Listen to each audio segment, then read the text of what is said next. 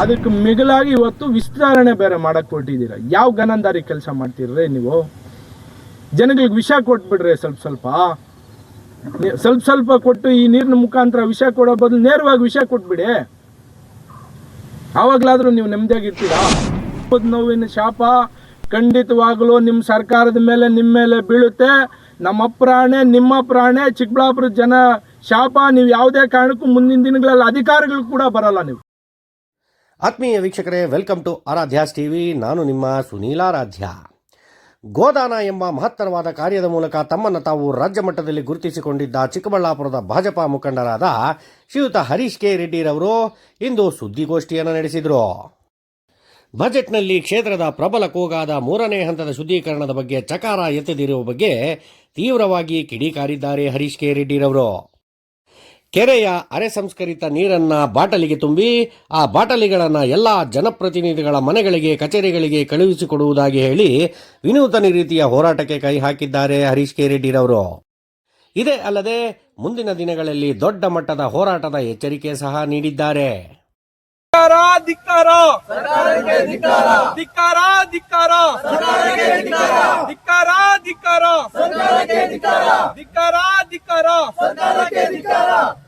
ನಮ್ಮನ್ನ ಬಳಸ್ಕೊಂಡು ಮತ ಪಡ್ಕೊಂಡು ಅಧಿಕಾರ ಅನುಭವಿಸ್ತಾ ಇರ್ತಕ್ಕಂತ ರಾಜಕಾರಣಿಗಳಿಗೆ, ನಮ್ಮನ್ನ ಯಾಮಾರಿಸಿ ಮತ ಪಡಿಸ್ಕೊಂಡು ಮಜಾ ಮಾಡ್ತಾ ಇರ್ತಕ್ಕಂತ ರಾಜಕಾರಣಿಗಳಿಗೆ ನಾನು ಹೇಳಿದ್ದೆ. 3ನೇ ಹಂತದ ಶುದ್ಧೀಕರಣ ಇನ್ನೇನು ಕೆಲವೇ ದಿನಗಳಲ್ಲಿ ಬಜೆಟ್ ಇದೆ. ಆ ಬಜೆಟ್ ಅಲ್ಲಿ ನೀವು 3ನೇ ಹಂತದ ಶುದ್ಧೀಕರಣಕ್ಕೆ ಹಣ ಇಡಲಿಲ್ಲ ಅಂದ್ರೆ ಪ್ರತಿಯೊಬ್ಬ ಅಧಿಕಾರಿಗೂ, ಪ್ರತಿಯೊಬ್ಬ ಇಲಾಖೆಯ ಮೇಲ್ದರ್ಜೆ ಅಧಿಕಾರಿ, ಇಲಾಖೆಯ ರಾಜಕಾರಣಿಗಳಿಗೆ, ಮಾನ್ಯ ಮುಖ್ಯಮಂತ್ರಿಗಳಿಗೆ, ಮಾನ್ಯ ಉಪಮುಖ್ಯಮಂತ್ರಿಗಳಿಗೆ, ಮಾನ್ಯ ವಿರೋಧ ಪಕ್ಷದ ನಾಯಕರ ಆರ್ ಅಶೋಕ್ ಅವ್ರಿಗೆ, ಮಾನ್ಯ ಯತ್ನಾಳ್ ಅವ್ರಿಗೂ ಕೂಡ, ಯಾಕಂದ್ರೆ ಅವ್ರು ಗಟ್ಟಿ ಧ್ವನಿಯಲ್ಲಿ ವಿಧಾನಸೌಧದಲ್ಲಿ ಮಾತಾಡೋಂಥ ಕೆಲಸ ಮಾಡ್ತಾ ಇದ್ದಾರೆ. ಇತ್ತೀಚಿನ ದಿನಗಳಲ್ಲಿ ಜನಗಳ ಪರ ಹೋರಾಟನೂ ಕೂಡ ಮಾಡ್ತಾ ಇದ್ದಾರೆ. ಅವ್ರಿಗೆ ಮತ್ತೆ ಜಿಲ್ಲಾ ಉಸ್ತುವಾರಿ ಸಚಿವರಿಗೆ, ಮಾನ್ಯ ಶಾಸಕರಿಗೆ, ಆರೋಗ್ಯ ಸಚಿವರಿಗೆ ಮತ್ತು ನಮ್ಮ ಫುಡ್ ಮಿನಿಸ್ಟರ್ಗೆ, ಪ್ರತಿಯೊಬ್ಬರಿಗೂ ಕೂಡ ಇವತ್ತಿನ ದಿನ ನೀರು ಬಾಟ್ಲಲ್ಲಿ ಇಲ್ಲೇ ನಿಮ್ಮ ಸಮ್ಮುಖದಲ್ಲೇ ತುಂಬ್ತೀನಿ. ನನ್ನ ಕೈಯಿಂದನೇ ತುಂಬ್ತೀನಿ. ಅವ್ರ ಮನೆಗೆ ನೋಡಿ ಎಲ್ಲ ಅಡ್ರೆಸ್ಸು ತೊಗೊಂಡು ಬಂದಿದ್ದೀನಿ, ಪ್ರತಿಯೊಬ್ಬರದು. ಅವ್ರ ಫ್ಯಾಕ್ಸ್ ಅಡ್ರೆಸ್ ಸಮೇತ, ಮನೆ ಅಡ್ರೆಸ್ ಸಮೇತ, ಅವ್ರದ್ದು ಆಫೀಸ್ ಅಡ್ರೆಸ್ಸು. ಒಂದರಲ್ಲಿ ರಿಸೀವ್ ಆಗಲಿಲ್ಲ ಅಂದರೆ ಇನ್ನೊಂದು ಸಲ ಬಂದು ಇದೇ ನೀರನ್ನ ಅವ್ರಿಗೆ ಮತ್ತೆ ಕಳಿಸ್ತೀನಿ.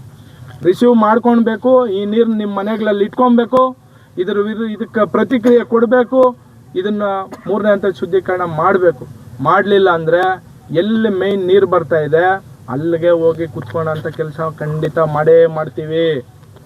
ನಾವು ಏನು ಹೇಳಿಕೆ ಕೊಟ್ಟಿದ್ದೀವಿ ನಿಲ್ಲಿಸಲ್ಲ. ಕೊಟ್ಟು ಮಾತಂತೆ ನಾವು ನಡ್ಕೊಳ್ತೀವಿ. ನಮ್ಮ ಜೊತೆ ಎಲ್ಲರೂ ಬರ್ತಾರೆ. ಹಂಗಾಗಿ ತಮ್ಮ ಮುಖಾಂತರ ಮತ್ತೊಮ್ಮೆ ನಾನು ಮನವಿ ಮಾಡ್ತಾ ಇದ್ದೀನಿ ಮಾಧ್ಯಮದವರಲ್ಲಿ. ನಿಮಗೂ ನೋವಾಗಿದೆ ಸರ್, ನಮಗೂ ನೋವಾಗಿದೆ. ನೀವು ಹೋರಾಟಗಾರರೇ, ನಾವು ಹೋರಾಟಗಾರರೇ. ನಾವು ಒಬ್ಬ ರೈತನ ಮಗನಾಗ ನಾನು ಕಳಕಳಿಯಿಂದ ನಿಮ್ಮಲ್ಲಿ ಕೈ ಕಾಲು ಹಿಡಿದು ಬೇಡ್ಕೊತೀನಿ ಸರ್. ಇದನ್ನು ಸರ್ಕಾರಕ್ಕೆ ಬಿಸಿ ಮುಟ್ಟಿಸೋಂಥ ಕೆಲಸ ನೀವು ಮಾಡಿ ನಮ್ಮ ಜೊತೆ ಸೇರಿಕೊಂಡು. ದಯವಿಟ್ಟು ಸಹಕಾರ ಕೊಡಿ ಸರ್. ಎಲ್ರಿಗೂ ಒಳ್ಳೇದಾಗ್ತದೆ. ನಮ್ಮೆಲ್ಲರ ಕುಟುಂಬ ಚೆನ್ನಾಗಿರ್ತದೆ, ಸುಖವಾಗಿ 100 ಕಾಲ ಇರ್ತದೆ ಸರ್. ಇಲ್ಲ ಅಂದರೆ ನಾವು ಭಯಭೀತರಾಗಿ ಪ್ರಾಣಗಳು ಕಳ್ಕೊಂಡು ಅನ್ಯಾಯ ಆಗುವಂಥ ಪರಿಸ್ಥಿತಿ ಚಿಕ್ಕಬಳ್ಳಾಪುರ ಬರ್ತದೆ. ನೀವು ಇನ್ನೊಂದು ಪ್ರಶ್ನೆ ಕೇಳ್ಬೋದು. ಆವತ್ತಿನ ದಿನ BJP ಸರ್ಕಾರ ಇತ್ತು, ಇಂದಿನ ಸಂಸದರು, ಅಂದಿನ ಸಚಿವರು ಈ ಕೊಳಚೆ ನೀರು ತಂದಿದ್ದು ಅಂತ. ಆವತ್ತಿನ ದಿನ ವಾರಕ್ಕೋ 10 ದಿವಸಕ್ಕೋ 1 ತಿಂಗಳಿಗೋ ಪ್ರತಿ ನಮ್ಮ ಚಿಕ್ಕಬಳ್ಳಾಪುರ ಕ್ಷೇತ್ರದಲ್ಲಿ ಜಿಲ್ಲೆಯಾದ್ಯಂತ ನಮ್ಮ ಕೋಲಾರ ಜಿಲ್ಲೆಯಲ್ಲಿ ನೀರಿನ ಬರ ಇತ್ತು. 2000 ಅಡಿ 3000 ಅಡಿ ಹಾಕೋ ಪರಿಸ್ಥಿತಿ ಉದ್ಭವ ಆಗಿತ್ತು. ನಾನು ಕೂಡ ಇಲ್ಲಿ ಕುತ್ಕೊಂಡಿದ್ದೀನಿ, 18 ಬೋರ್ ಹಾಕ್ಸಿದ್ದೀನಿ.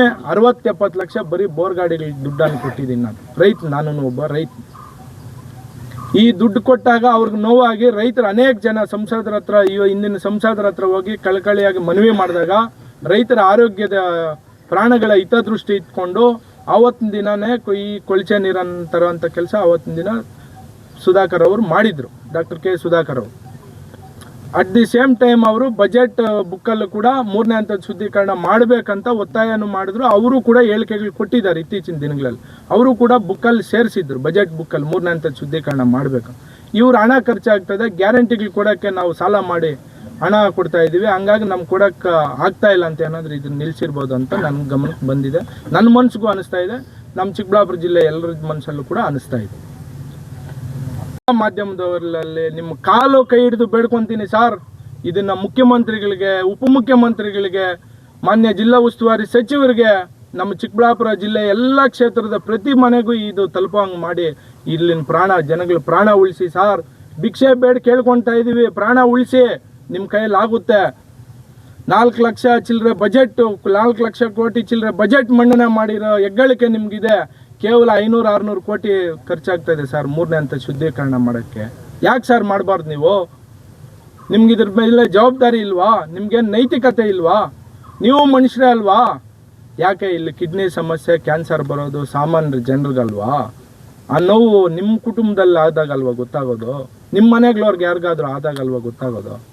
ಸಾಮಾನ್ಯ ಜನರಿಗೆ ಆಗೋದಲ್ವಾ? ನಮ್ಗೇನಾದ್ರೆ ಬಿಡಿ ಅಂತ ಬೇಜವಾಬ್ದಾರಿ ಏನಾದರೂ ಇದೆಯಾ? ಇಲ್ಲ ಮುಂದಿನ ದಿನಗಳಲ್ಲಿ ಏನಾದರೂ ಚಿಕ್ಕಬಳ್ಳಾಪುರ ಕ್ಷೇತ್ರದಲ್ಲಿ, ಚಿಕ್ಕಬಳ್ಳಾಪುರ ತಾಲೂಕಲ್ಲಿ, ನಮ್ಮ ಗಡಿ ಜಿಲ್ಲೆಗಳು, ಎಲ್ಲ ಜಿಲ್ಲೆಗಳಲ್ಲಿ ಏನಾದರೂ ಕ್ಯಾನ್ಸರ್ ಕಿಡ್ನಿ ಹಾಸ್ಪಿಟ್ಲ್ ಏನಾದರೂ ಓಪನ್ ಮಾಡಬೇಕಂತ ನಾನು ಕನಸೇನಾನು ಕಟ್ಕೊಂಡಿದ್ರೆ ಅದು ಇದ್ದರೆ ಹೇಳ್ಬಿಡಿ, ನಾವು ಪ್ರಶ್ನೆ ಅವಾಗೂ ಮಾಡಲ್ಲ. ಇಲ್ಲ, ಯಾರ ಮನೆಯಲ್ಲಿ ಕಿಡ್ನಿ ವೈಫಲ್ಯ ಆಗ್ತದೆ, ಯಾರ ಮನೆಯಲ್ಲಿ ಕ್ಯಾನ್ಸರ್ ಬರ್ತದೆ, ಯಾರಿಗೆ ಪ್ರತಿನಿತ್ಯ ವಾರಕ್ಕೆ 3 ಸಲ ಡಯಾಲಿಸಿಸ್ ಆಗ್ತದೆ, ಅಂಗಾಂಗಗಳ ಕಾಯಿಲೆಗಳು ಬರ್ತದೆ, ಇವ್ರಿಗೆಲ್ರಿಗೂ ಕೂಡ ನೀವು ಸರ್ಕಾರದಿಂದನೇ ಅವ್ರ ಆರೋಗ್ಯಕ್ಕೆ ಹಣ ವೆಚ್ಚ ಮಾಡೋಂಥ ಕೆಲಸ ಮಾಡಿ. ಇಲ್ಲ, ನಿಮ್ಮ ಮನೆಗಳ ಕುಟುಂಬಗಳಿಂದ ತಂದಾದರೂ ಕೊಡಿ, ಆವಾಗ ನಾವು ಇದ್ರ ವಿರುದ್ಧ ಪ್ರಶ್ನೆ ಮಾಡಲ್ಲ ಸರ್. ಮುಂಚೆ ಎಲ್ಲ ಯಾರಿಗೆ ಬರ್ತಾಯಿತ್ತು ಸರ್ ಕ್ಯಾನ್ಸರು? ಯಾರು ಕಿಡ್ನಿ ಸಮಸ್ಯೆ ಆಗ್ತಾಯಿತ್ತು? ಯಾರೋ ನಮ್ಮ ಪೂರ್ವಿಕರಲ್ಲಿ, ನಮ್ಮ ಹಿರಿಯರಲ್ಲಿ ಯಾರಿಗಾದರೂ ಕ್ಯಾನ್ಸರ್ ಇದ್ದರೆ ಪರಂಪರೆಯಿಂದ ನಮಗೆ ಕ್ಯಾನ್ಸರ್ ಬರೋಂಥ ಪರಿಸ್ಥಿತಿ ಇತ್ತು. ಇವತ್ತು ಯಾಕೆ 19-20 ವರ್ಷದ ಯುವಕರಲ್ಲಿ ಬರ್ತಾಯಿದೆ? ಕುಟುಂಬದಲ್ಲೇ ಯಾರಿಗೂ ಕ್ಯಾನ್ಸರ್ ಇಲ್ಲ ಸರ್, ವಂಶ ಪರಂಪರೆಯಲ್ಲೇ ಕ್ಯಾನ್ಸರ್ ಇಲ್ಲ. ಹಾಸ್ಪಿಟ್ಲಿಗೆ ಹೋಗಿ ಎಲ್ಲ ರೀತಿ ಚೆಕಪ್ಗಳು ಮಾಡಿದ್ರೆ ಹೇಳ್ತಾರೆ ನ್ಯಾಚುರಲ್ ಆಗಿ ಬಂದಿದೆ, ನೇಚರಿಂದ ಬಂದಿದೆ, ನೀವು ಸೇವಿಸ್ತಾ ಇರುವಂಥ ಆಹಾರಗಳಿಂದ ಬಂದಿದೆ. ಇವತ್ತು ನೀವು ಬಿಟ್ಟಿರೋ ಕೊಳಚೆ ನೀರು, ದರಿದ್ರ ರಚ್ಚ ನೀರಿಂದ ನಮ್ಮ ಚಿಕ್ಕಬಳ್ಳಾಪುರ ಜಿಲ್ಲೆಯಲ್ಲಿರುವಂಥ ರೈತರು ಕೂಡ ಪರದಾಡೋಂಥ ಪರಿಸ್ಥಿತಿ ಬಂದಿದೆ. ಚಿಕ್ಕಬಳ್ಳಾಪುರ ಜನದ ಹಣ್ಣು ತರಕಾರಿಗಳನ್ನು ಬೇರೆ ಕಡೆ, ಬೇರೆ ರಾಜ್ಯಗಳಲ್ಲಿ ಖರೀದಿ ಮಾಡೋಕ್ಕೂ ಕೂಡ ಭಯ ಬೀಳ್ತಾ ಇದ್ದಾರೆ. ನೀವು ಇದೇ ರೀತಿ ಇದೇ ರಚನೀರನ್ನ ಚಿಕ್ಕಬಳ್ಳಾಪುರಕ್ಕೆ ಹರಿಸ್ತಾ ಇದ್ರೆ ನಮ್ಮ ಜಿಲ್ಲೆಯಲ್ಲಿರೋ ಜನರು ಹೆಂಗಪ್ಪ ನಾವು ಜೀವನ ಮಾಡೋದಂತ ಭಯದ ವಾತಾವರಣದಲ್ಲಿದ್ದಾರೆ ಸಾರ್. ದಯವಿಟ್ಟು ಅರ್ಥ ಮಾಡ್ಕೊಳ್ಳಿ ಸಾರ್. ನಿಮಗೂ ಕುಟುಂಬಗಳಿದೆ ಸಾರ್, ಎಲ್ರಿಗೂ ಇರೋದು ಒಂದೊಂದೇ ಕುಟುಂಬ ಸಾರ್. ನಿಮ್ಮ ಥರನೇ ಸರ್ ನಾವೂ ಸಾರ್, ನಿಮ್ಮ ಥರನೇ ಸರ್ ನಮ್ಮ ಚಿಕ್ಕಬಳ್ಳಾಪುರದಲ್ಲಿರೋ ಎಲ್ಲ ಜನರೂ ಸಾರ್. ಯಾಕೆ ಸರ್ ರೈತರಂದರೆ ನಿಮ್ಗೆ ಧೋರಣೆ? ಯಾಕೆ ಸರ್ ಸಾಮಾನ್ಯ ಜನರನ್ನು ನೀವು ಖಂಡನೆ ಮಾಡ್ತೀರಾ? ನಿಮ್ಗೇನು ಒಂಚೂರು ಪರಿಜ್ಞಾನನೇ ಇಲ್ವಾ? ಇದು ಇದೇ ರೀತಿ ತಾವು ಮುಂದುವರಿಸ್ಕೊಂಡು ಹೋದ್ರೆ ಖಂಡಿತವಾಗಿ ನಾನು ಇವತ್ತು ನಿಮ್ಗೆ ಹೇಳ್ತಾ ಇದ್ದೀನಿ, ಮುಂದಿನ ದಿನಗಳಲ್ಲಿ ನಮ್ಮ ಚಿಕ್ಕಬಳ್ಳಾಪುರ ಜನದ ಶಾಪ, ಅವರ ಕಷ್ಟ, ಅವ್ರ ನೋವು, ಅವ್ರ ಕುಟುಂಬದ ನೋವಿನ ಶಾಪ ಖಂಡಿತವಾಗಲೂ ನಿಮ್ಮ ಸರ್ಕಾರದ ಮೇಲೆ, ನಿಮ್ಮ ಮೇಲೆ ಬೀಳುತ್ತೆ. ನಮ್ಮ ಪ್ರಾಣೆ, ನಿಮ್ಮ ಪ್ರಾಣೆ, ಚಿಕ್ಕಬಳ್ಳಾಪುರ ಜನ ಶಾಪ. ನೀವು ಯಾವುದೇ ಕಾರಣಕ್ಕೂ ಮುಂದಿನ ದಿನಗಳಲ್ಲಿ ಅಧಿಕಾರಿಗಳು ಕೂಡ ಬರಲ್ಲ. ನೀವು ಜನ ಎಲ್ಲ ಗಮನಿಸ್ತಾರೆ ಸಾರ್. ಸಾಮಾನ್ಯ ಜನರು ಕೂಡ ಇವತ್ತು ಬುದ್ಧಿವಂತರಾಗ್ತಾ ಇದ್ದಾರೆ.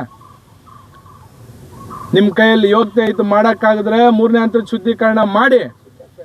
ಇಲ್ಲ ಅಂದರೆ ನೀವು ಚಿಕ್ಕಬಳ್ಳಾಪುರ ಕ್ಷೇತ್ರನ ನೀರು ನಿಲ್ಲಿಸೋ, ರಚನೀರು ಬಿಡೋ ಅಂಥದ್ದು ನಿಲ್ಲಿಸಿ. HN ವ್ಯಾಲಿ ನೀರು ತೊಗೊಂಬನ್ನಿ, ಇದಕ್ಕೆ ಎತ್ತಿನ ಒಳ್ಳೆ ನೀರು ತೊಗೊಂಡು ಬನ್ನಿ ಸಾರ್, ಅನುಕೂಲ ಆಗ್ತದೆ, ಶುದ್ಧ ಕುಡಿಯೋ ನೀರು. ಇಲ್ಲ, ಅದು ನಿಮ್ಮ ಕೈಯಲ್ಲಿ ಮಾಡೋಕ್ಕೆ ಯೋಗ್ಯತೆ ಇಲ್ವಾ? ನಮ್ಮ ಪಕ್ಕದೂರು ಸಾರ್, ಕೇತನಹಳ್ಳಿ ಫಾಲ್ಸು, ಇಲ್ಲಿಂದ ನೀರು ಹರಿದು ಯಥೇಚ್ಛವಾಗಿ ಹೊರ ರಾಜ್ಯಗಳಿಗೆ ಹೋಗ್ತದೆ ನೀರು.